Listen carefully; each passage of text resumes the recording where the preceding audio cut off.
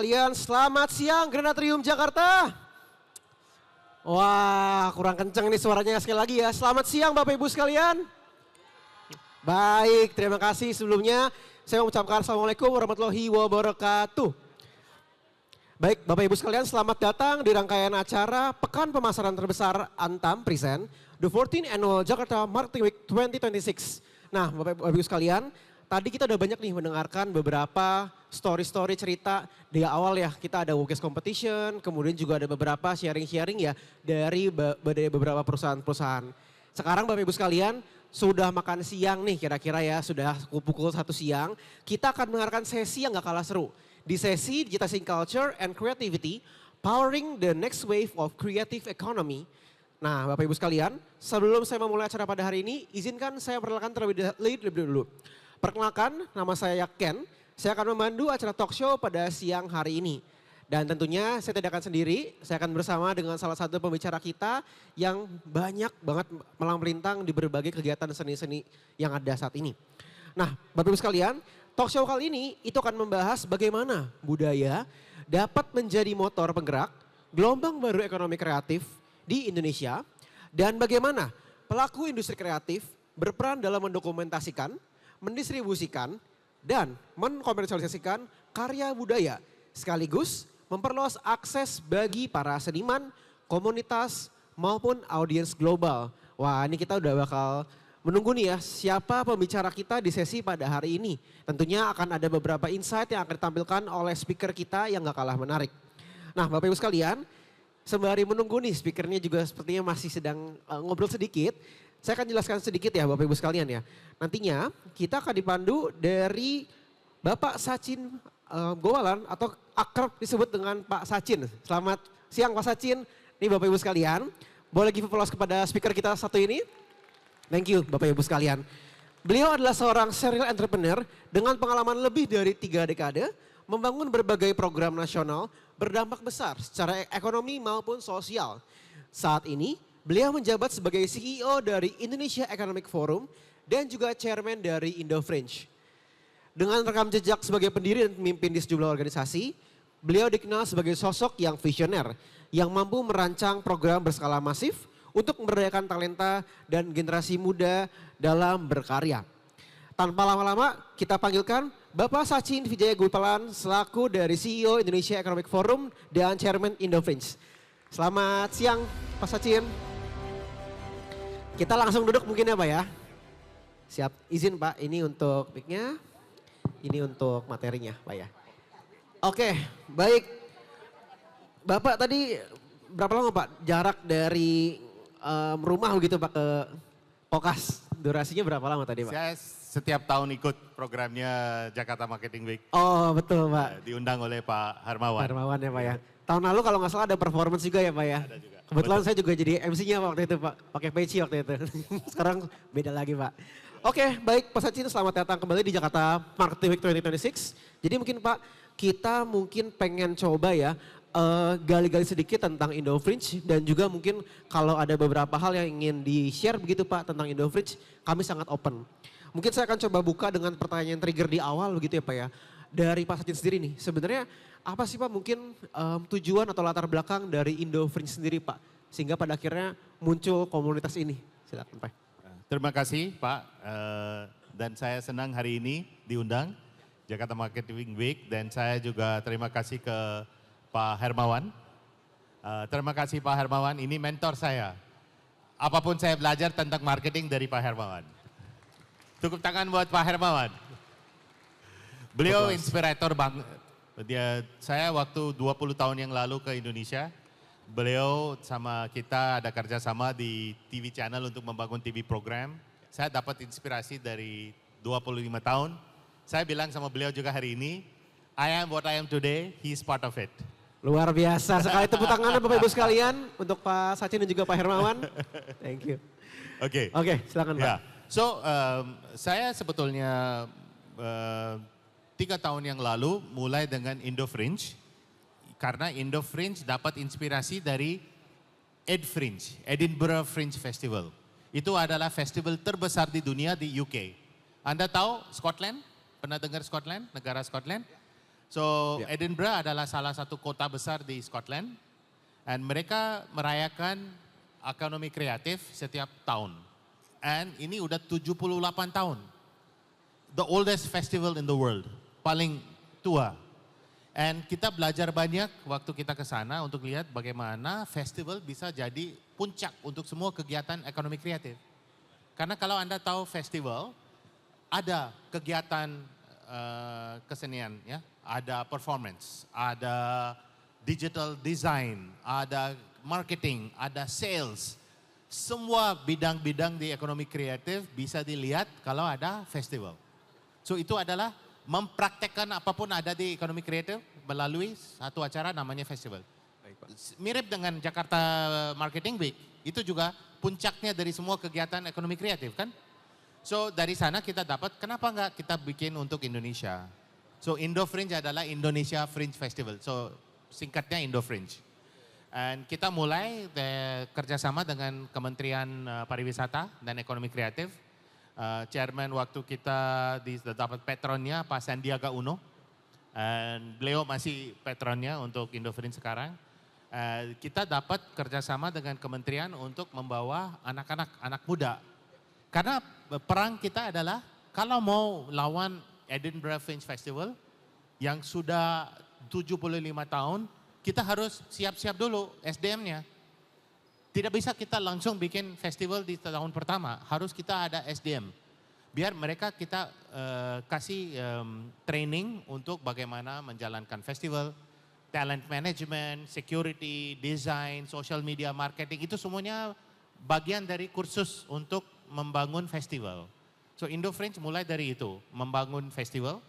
And kita bikin program pelatihan buat anak di SMA, di sekolah. So selama ini dalam 3 tahun kita ada 540 sekolah yang sudah ikut bergabung. Festivalnya kita udah lebih dari 19. Ada 19 festival dalam 3 tahun ini. Oke. Dan ini persiapan untuk festival terbesar yang akan ada di tahun depan. 2027 rencana ada mini festival, 2028 kita bisa lawan Edinburgh Fringe Festival.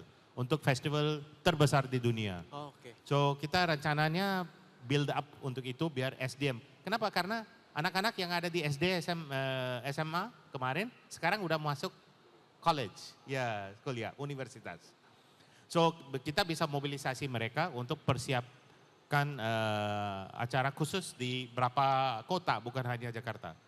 Rencana kita Indo Fringe akan ada di Bandung, Jogja, Bali, Jakarta, dan ada beberapa kota yang bisa merayakan di hari yang sama.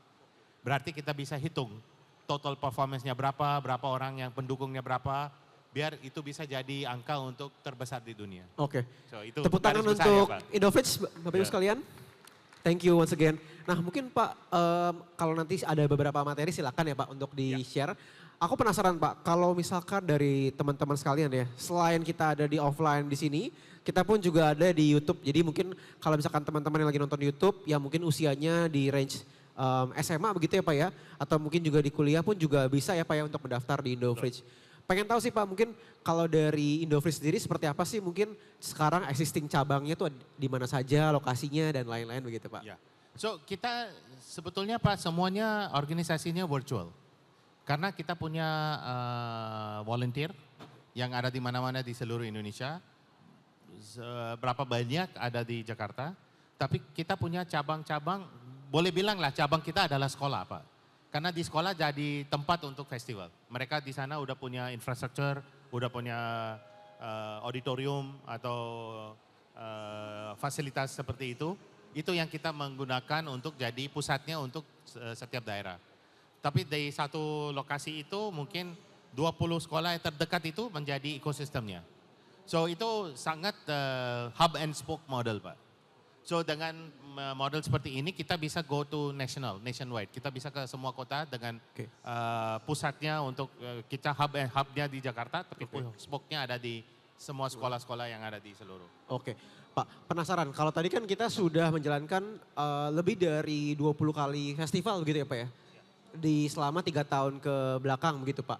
Nah mau tahu sih Pak mungkin apa sih ibaratnya strategi yang digunakan begitu Pak pada dalam artian yang nantinya bisa membantu kita untuk memberdayakan dan juga ibaratnya mempertahankan budaya lokal di Indonesia begitu Pak saat ini. Itu sangat penting Pak, karena kalau kita lihat dalam festival kita ada apa? Kita fokusnya kepada 3 jurusan. Satu adalah musik, dan satu adalah penari, dance, dan yang kedua itu, yang ketiga adalah seni for painting. Oke, so ada 3 jurusan. So di musik, contohnya kita ada juga musik barat dan juga ada musik Indonesia. Itu kita wajibkan. Dan dance juga kita ada tari tradisional dan tari barat, western dance. Kenapa kita ada dua-duanya ini? Karena kita mau ingatkan anak muda ini that budaya Anda sangat penting. Jangan lepas dari budaya yang Anda punya, malah kita encourage mereka untuk bikin fusion antara western sama Balinese dance atau dengan tarian kan di Indonesia kan tariannya banyak sekali. So kita lihat sangat sukses karena yang populer adalah yang tarian tradisional. Oh gitu Yang Pak? populernya adalah musik tradisional daripada yang barat. So kita lihat anak muda tertarik dan mereka juga mau berpartisipasi dengan program-program yang lagu Indonesia dan lain-lain. Oh, kalau boleh tahu Pak, apa sih yang mungkin kalau mereka sempat Bapak sempat dengar gitu Pak, yang menyebabkan mereka tuh lebih suka tari tradisional begitu Pak dibandingkan modern dance mungkin Pak? Campur Pak, karena kita lihat mungkin penarinya beda, bukan penari yang sama. Yang suka western dance biasanya mereka pakai lagunya K-pop. K-pop ya Pak? Rata-rata sukanya K-pop, nanti mereka tarinya K-pop. Tapi di sekolah yang sama banyak juga yang mau tari tradisional. Karena tari tradisional kostumnya enak, kan ada cara-cara tampilannya beda-beda, make upnya udah beda, segala macam. Anak muda ini merasa, wah ini seru juga. So mereka ada proses of discovery. Mereka lihatnya kadang-kadang di rumah juga mungkin gak ada yang bicara tentang tari tradisional. Karena ini udah merati seperti kuno ya. Mereka merasa ini, oh ini tarian kuno. Tapi enggak, kita lihat experience kita, pengalamannya adalah sangat antusias. Sangat antusias dan mereka mau belajar, malah mereka 2 atau 3 bulan ada gladi resik, ada training, segala macam. Itu benar-benar membawa balik lagi Pak, itu udah fashionable gitu. That's our experience. Oke.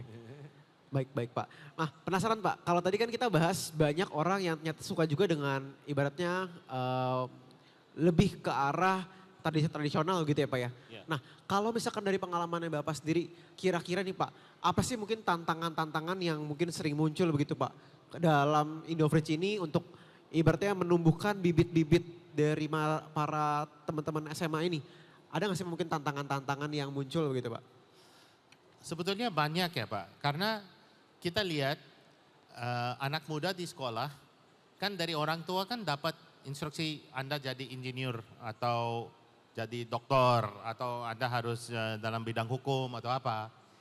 Jarang ada anak orang tua yang kasih saran untuk ekonomi kreatif. Karena mereka lihatnya musik, itu drama, itu semuanya hobi. So karena itu anak muda yang ada di sekolah merasanya seperti ini semua hobi aja. Saya suka nyanyi, saya suka main instrumen, semuanya hobi, main piano gitu kan. Tapi ternyata tidak, ini bisa jadi karir. Untuk kalau udah punya talenta ini bisa jadi karir. And karirnya bukan hanya orang yang bisa main musik atau bisa nyanyi atau bisa dansa, tapi industrinya. Misalnya perusahaan yang bikin event, itu usaha juga, itu industri. Anda bisa bekerja di dunia ekonomi kreatif dengan banyak job description yang beda. Bisa fashion designer, bisa jadi website designer, bisa communication expert, bisa untuk marketing, bisa untuk sales. Finance pun ada dalam dunia ekonomi kreatif. Berarti mereka harus tahu apa itu dunia ekonomi kreatif, bisnisnya seperti apa. Saya bisa bagian dari dunia ini karena ini yang ekonomi kreatif yang bertumbuh lebih dari 10% per tahun. High growth industry itu. So tantangan kita adalah untuk bagaimana anak ini bisa tahu benar-benar ini satu industri yang boleh bilang lah sangat progresif and membuka lapangan kerja buat semuanya. Oke. Kalau Anda mau masuk ke industri seperti mining atau oil and gas, itu kan peluangnya sedikit. Cuman berapa orang bisa bekerja di situ. Tapi kalau Anda ada di ekonomi kreatif, Anda bisa jadi wirausaha. Anda bisa jadi buka perusahaan kecil, bisa jadi UMKM. Bisa jadi perusahaan-perusahaan yang bikin banyaklah kegiatan. Ada lebih dari 85 job description, job yang ada di dunia ekonomi kreatif. Fotografer, banyak sekali. So itu membuka peluang buat membuka matanya anak muda. Tapi caranya untuk itu tantangan kita adalah bagaimana bisa disampaikan biar mereka mengerti. Oke. So kita Baik, mau Pak. mereka praktekkan dengan festival biar mereka, wow ini saya bisa jadi fotografer, Oh, saya bisa oke. jadi story writer, saya bisa social media promotion.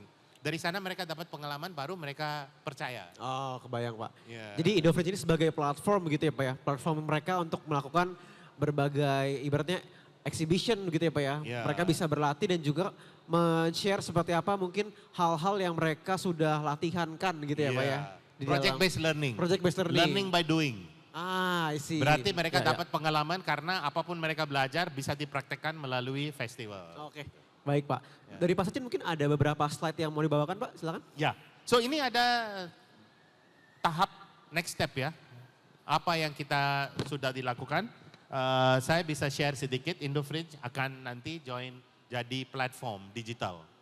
Biar jadi marketplace untuk semua seniman dan semua orang yang mau bergabung dengan dunia ekonomi kreatif ya.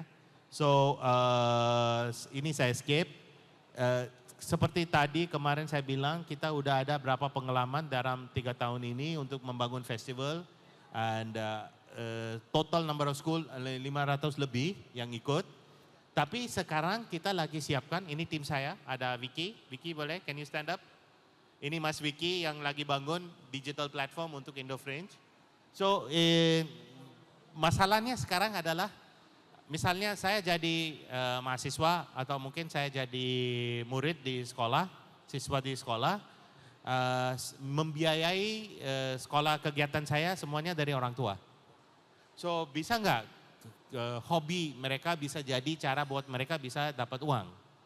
So kita lagi buatkan platform digital biar kalau Anda udah punya talent di levelnya mahasiswa, siswa atau mahasiswa, talentnya bisa dipasarkan lewat digital ini biar Anda bisa dapat short project. So itu namanya gig economy kan, so gig work lah kita bilang. So fotografer mungkin bisa dapat kerja di ada wedding atau ada acara di sekitarnya dekat situ. Mereka bisa tawarkan jasanya mereka, bisa tawarkan fotografi untuk bikin brosur, untuk bikin desain. Ada orang yang mau jualan e-commerce, kan harus foto semua produknya kan. Kalau Anda ke Tokopedia atau Shopee kan produknya harus lihat dulu baru kamu bisa pesan kan. Itu namanya bikin katalog. Tapi harus ada fotografi yang bagus, nanti tulis juga bagus ini biar ada yang penasaran untuk beli kan. So itu job for somebody. So kita lagi ada program untuk melatih mereka untuk bisa mereka dapat kerjaan seperti ini.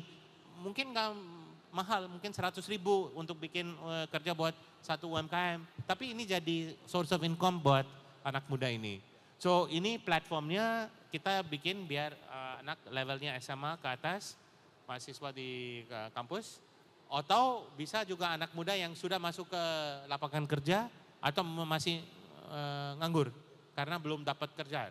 So kita bisa offer mereka inilah job-job yang ada di digital platform. Nanti Anda bisa carilah pasar yang mau ambil jasanya mereka. So pasti di platform kita nanti ada portfolio dan ada booking. Bisa klik nanti dapat orang-orang yang mau pesan service ini bisa lewat itu. So feature-nya ada banyak. Maaf kalau bisa lihat ya. Feature yang akan ada di Ion itu, ini kan belum launch, ini launchingnya Oktober.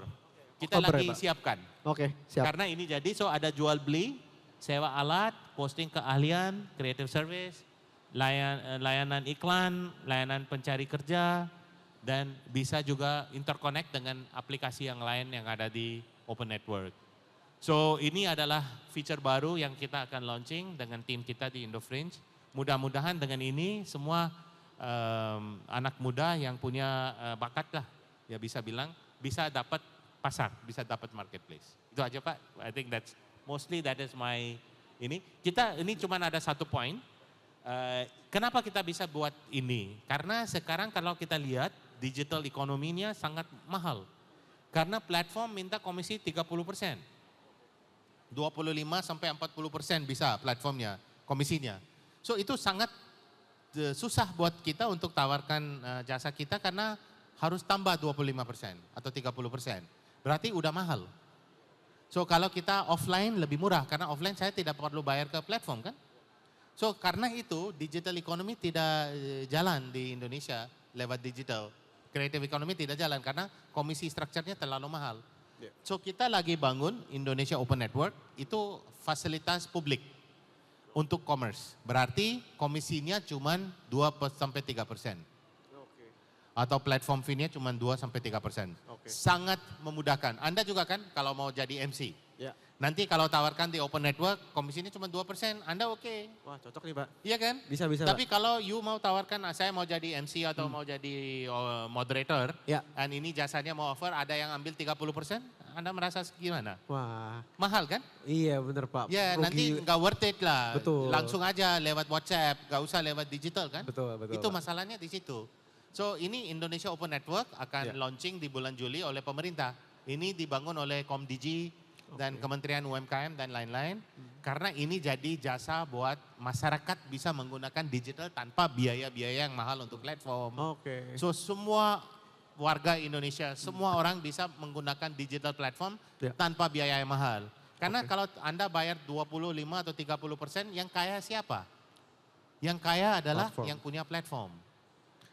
Malah Anda bisa rugi karena biaya Anda setelah udah keluarkan semua biaya nanti nggak dapat apapun. Karena yang untung platform. So pemerintah juga tidak mau yang untung hanya platform. Mereka maunya ini harus demokratisasi commerce-nya biar masyarakat bisa menggunakan digital. So kita manfaatkan Indonesia Open Network biar komisinya nanti untuk jasa-jasa untuk ekonomi kreatif semuanya paling 2-3%. Gitu. Berarti ini dari pemerintah begitu ya Pak ya? Ya ini didukung oleh pemerintah, perusahaannya Public Infrastructure Company gitu. Berarti punya masyarakat. Punya masyarakat. Ya, tapi didukung pemerintah, bukan punya orang lah. Atau dan nanti kita bisa mensalurkan bakat-bakat dari Indofringe ini ya Pak ya? Ke dalam platform ini begitu ya Pak ya? Iya. And semuanya bisa, misalnya Anda jadi MC, Anda jadi speaker, moderator, bisa penyanyi, bisa melukis, pelukis gitu. Atau banyaklah semua bakat-bakat Anda punya bisa ditawarkan ke pasar lewat platform ini. So ini sangat memudahkan untuk dapat pasar. Karena sekarang susahnya apa? Kita punya bakat tapi nggak ada yang mau beli jasanya dari kita kan? Betul. So untuk cari pasar yang sangat susah. So Open Network ini akan membantu untuk cari pasar karena mereka udah connect ke aplikasi terbesar, like misalnya Indosat, Telkomsel, semuanya bisa Anda pesan lewat aplikasi mereka. Gitu. Baik. Pak, mungkin kalau berkaitan dengan tadi apa ya, Indofringe dan juga dari Open Network opportunity ya yang diberikan tadi. Mau tahu sih Pak, kalau misalkan melihat dari beberapa tahun ke belakang, kita sudah menyelenggarakan beberapa festival begitu ya Pak ya. Apa mungkin Pak, ibaratnya suka dukanya begitu Pak, dalam artian mungkin tantangan-tantangan yang dihadapi di lapangan begitu Pak, kira-kira kalau boleh sharing. Pengalaman yang ada pengalaman di Pak, festival betul. itu. Sebetulnya banyak Pak, karena waktu kita awal-awal pergi ke sekolah untuk tawarkan ada festival, mereka juga bingung. Karena mereka pernah bikin festival, tapi namanya Pesta Seni kan, pensi, itu Anda udah tahu. Yang ada dari pemerintah. Tapi itu kan hanya dalam sekolah, itu aja. Tidak antar sekolah, tidak kompetisi antar 20 sekolah atau 30 sekolah. So saya masih ingat waktu kita bikin festival pertama, kita buatnya di 8 tempat. And dijaga polisi Pak. Dari Kapolri ada instruksi, that kalau ada banyak anak muda yang kumpul, pasti bahaya. Pasti nanti mereka berantem. Pasti ada insiden, so dikawal oleh polisi. So setiap festival itu di luar ada polisi, ada brimob, ada macam-macam untuk mereka bikin secure. Tapi ternyata dalam 4 atau 5 festival tidak ada satupun masalah karena ini benar-benar membuat damai antara semua anak dari semua sekolah. Beda dengan olahraga. Kalau ini jadi pertandingan olahraga pasti berantem.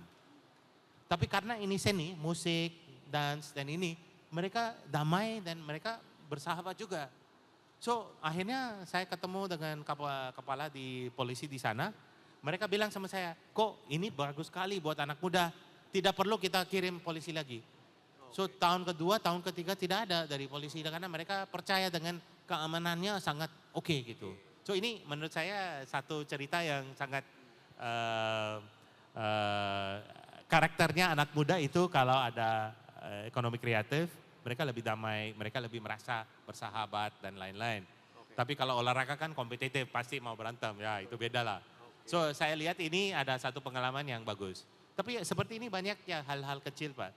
Misalnya ada di satu sekolah mereka pertama kali ikut seni untuk tarian tradisional. Tidak pernah ada. Dan mereka kepala sekolah bilang sama saya, mereka heran ada beberapa anak ini mau ikut tarian tradisional karena dibantu oleh orang tuanya. Karena mereka kan butuh kostum, makeup. Orang tua yang udah tahu mereka terlibat untuk mengajar. So family-nya lebih dekat. Kalau mereka mau tarian western kan pasti orang tua nggak ngerti ya kan. Tapi untuk tarian tradisional itu benar-benar unite the family. So mereka diskusinya juga tentang tariannya ini, trainingnya seperti ini. So sekolah juga merasa ini sangat bawa satu atmosfer yang sangat bagus buat orang tua dan juga untuk anak-anak yang ada di sekolah. So banyak kisah seperti itu Pak yang kita lihat, wah ini impactnya luar biasa. Kegiatan seperti ini sangat ditunggu oleh sekolah untuk setiap tahun. Kapan itu tahun depannya kapan gitu. Ya. Kalau tahun ini di bulan kapan Pak? Biasanya selalu di bulan November Pak. November ya Pak ya? So kita rencananya tahun ini juga ada di November. Dan kita bukan hanya ulang di sekolah yang ada sekarang. Rencana kita juga untuk buka di beberapa kampus. So kita lagi pilih kampus yang mana bisa. Karena anak-anak yang sudah dapat sertifikasi kemarin sekarang udah masuk ke kampus. So mereka yang akan jadi volunteer. Ya. Yang bantu kita untuk menjalankan festival di kampus-kampus. Kampus-kampus. Rencana Pak, kalau kan infonya ini tadi kalau yang aku dengar 2027 juga akan ada lagi. 2028 yang terbesarnya gitu ya Pak ya? Yang paling besar 2028. Itu berarti dalam jangka waktu 2 tahun ini apa nih Pak yang Bapak dan tim sedang persiapkan begitu Pak kalau boleh di-share gitu ya? Ya. Pak, yang kita go digital itu sangat penting. Karena preparation dan tips untuk bagaimana kita bisa mobilisasi. Kan ini kan harus jadi seperti gerakan. Kalau Indo Fringe dari satu kota mau ke 5 kota, 10 kota, ke berapa kampus harus jadi seperti gerakan. So semua volunteer yang join Indo Fringe juga merasa seperti mereka udah punya tujuan untuk menjalankan festival terbesar di dunia. So kita menggunakan digital platform ini untuk mobilisasi lah semua peserta yang akan bantu kita untuk menjalankan festival kecil-kecil di seluruh Indonesia. Cuman di dalam 10 hari lah. Seperti ini Jakarta Week juga 1 minggu kan. So kita rancang dalam 10 hari kita kasih bebas untuk siapa mau festival mana as long as Anda ada dalam 10 hari ini. So kita rencananya 500 festival di seluruh Indonesia. That's our plan. So persiapannya harus ada 500 titik kan. Ada fasilitas misalnya sekolah, bisa 200 sekolah, bisa 100 kampus. Dan bisa kerjasama dengan pemerintah dan ada lokasi di pemerintah bisa kasihlah tempat-tempat yang bisa ada untuk festival lebih kecil. Mungkin ada festival musik. So ini jadi gerakan dalam 10 hari ini di seluruh Indonesia. Target kita 500 festival. 500 festival Pak. Dalam 10 hari itu. Wah, kalau ini bisa jadi serentak ya. Yang penting itu serentak. Kalau ini jadi realisasi di 2028, wah ini bisa dunia rekor dunia buat Indonesia. Nanti. Luar biasa. Tepuk tangan mungkin buat Indo Fringe teman-teman sekalian. Oke, baik Pak. Penasaran Pak, kalau tadi kita banyak bahas tentang rencana ke depannya, kemudian juga tantangan-tantangan yang muncul begitu Pak. Nah kalau mungkin dari Pak Satya sendiri Pak, banyak teman-teman anak muda di sini Pak yang sekarang juga ada di di panggung gitu ya Pak ya, di audiens hari ini. Apa mungkin Pak kira-kira hal yang mungkin bisa dikomunikasikan Pak untuk mempromosikan Indo Fringe? Oke, karena saya lihat itu komunitas Mark Plus dan M Corp itu sangat connected ke dunia marketing, ya kan? Iya Pak. And ini semua kegiatan yang ada di dunia Indo Fringe adalah related to marketing, semuanya. And communication. Semuanya marketing and communication. Karena apapun dilakukan untuk festival atau kegiatan untuk promosi band atau promosi grup, itu semuanya marketing and promotion gitu. So saya lihat dunia atau komunitasnya M Corp atau Mark Plus itu bisa sangat penting, mereka bisa bantu atau bisa dapat project-project atau bisa bangun project sendiri karena ini kan make money juga. Ini bukan project sukarela or it's not kerja bakti. No, kita maunya komersialisasinya harus ada. So kalau Anda misalnya mau bangun satu festival of speaking, like speech, debate, itu juga jadi bagian dari Indo Fringe. So debate bisa Anda bikin kompetisi antara anak muda, debate atau speech writing, Anda bisa cari sponsor. Nanti sponsor kasih uang, nanti ada biaya itu, nanti ada profit, itu menjadi business proposition. So kita maunya semua orang di sini bisa menjadi ekosistem dari Indo Fringe. Anda bisa membawa ide-ide Anda, nanti tim kita bisa bantu untuk kasih caranya bagaimana untuk komersialisasi. Okay. So itu menurut saya sangat partisipatif dan sangat inklusif. Siapapun ada di ruangan ini, kalau punya ide untuk saya mau bikin kompetisi ini, kan harus kompetisi atau exhibition kan. Antara dua ini bisa Anda buatkan sesuai dengan keahlian Anda, dan itu bisa jadi satu program dalam festival yang besar. Gitu. Oke, baik Pak. Nah Pak, kalau misalkan kita bahas tentang ekonomi kreatif ya Pak ya, kira-kira Pak sekarang kan udah banyak Pak orang menggunakan TikTok, kemudian juga sosial media sebagai content creator gitu Pak. Apakah mungkin kedepannya nanti dari Indo Fringe juga akan punya semacam platform Pak dalam artian pelatihan untuk content creator begitu Pak kira-kira. Penasaran sih Pak mungkin. Iya. Actually itu sangat bagus Pak. Karena kita lihat kan content creator kan dia harus punya apa? Satu dia harus bisa nulis. Biar dia tahu skripnya apa. Dan dia harus bagus di videografi atau fotografi. Kalau bukan dia yang fotografi videografi mungkin bisa ajak orang yang udah mengerti fotografi dan videografi. Karena rekamannya penting. Tampilannya harus bagus kalau masuk di social media. Kalau di TikTok juga kan ada video biasa, ada video luar biasa kan.